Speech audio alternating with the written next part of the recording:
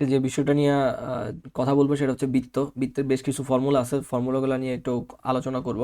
তো বৃত্তে একদম একটা বেসিক জিনিস একটু দেখাই। কোনো একটা বৃত্তের এটা হচ্ছে গিয়ে আমাদের ব্যাস। ব্যাসকে হচ্ছে গিয়ে পুরাটা হচ্ছে আমাদের ব্যাস। কেন্দ্র বরাবর যে যেটা যায় সেটা হচ্ছে আমরা ব্যাস বলি। তো ব্যাস হচ্ছে গিয়ে ডি দ্বারা প্রকাশ করি, আর কেন্দ্র থেকে পরিধি পর্যন্ত এতটুকু হচ্ছে গিয়ে আমরা বলি ব্যাসার্ধ। ব্যাসার্ধ। তো এটার উপর ডিপেন্ড করে বৃত্তের পরিধির আমাদের একটা ফর্মুলা আছে। বৃত্তের পরিধি একটা ফর্মুলা আছে, সেটা হচ্ছে 2 পাই আর। আর হচ্ছে কি, আর হচ্ছে কি আমাদের এখানে ব্যাসার্ধটা, বৃত্তের ব্যাসার্ধটা হচ্ছে আমাদের আর। এরপরে আছে হচ্ছে কি আমাদের বৃত্তাংশের দৈর্ঘ্য। বৃত্তের আরেকটা ফর্মুলা, সেটা হচ্ছে বৃত্তাংশের দৈর্ঘ্য। বৃত্তাংশের দৈর্ঘ্য সেটাকে হচ্ছে আমরা এস দ্বারা প্রকাশ করি। S equal to pi r theta divided by 360। এটা হচ্ছে বৃত্তাংশ, সরি 360 না, 180। 180। 180 পাই r theta divided by 180।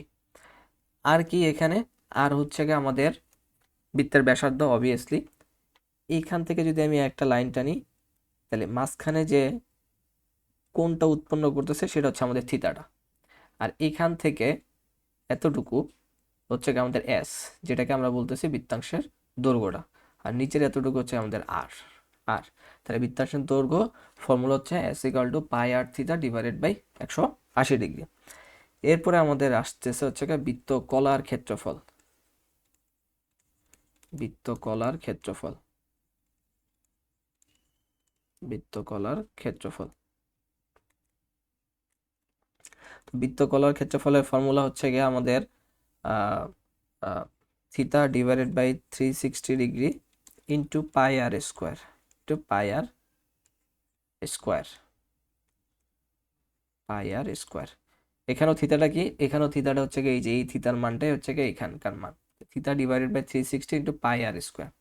R normally বৃত্তের যে ক্ষেত্রফল, একদম বেসিক যে বৃত্তের ক্ষেত্রফল, বেসিক যে বৃত্তের ক্ষেত্রফল সেটা হচ্ছে গিয়ে পাই আর স্কোয়ার। হচ্ছে কি আমাদের ফর্মুলা। এই হচ্ছে মোটামুটি বৃত্ত রিলেটেড হচ্ছে কি আমাদের ফর্মুলাগুলা।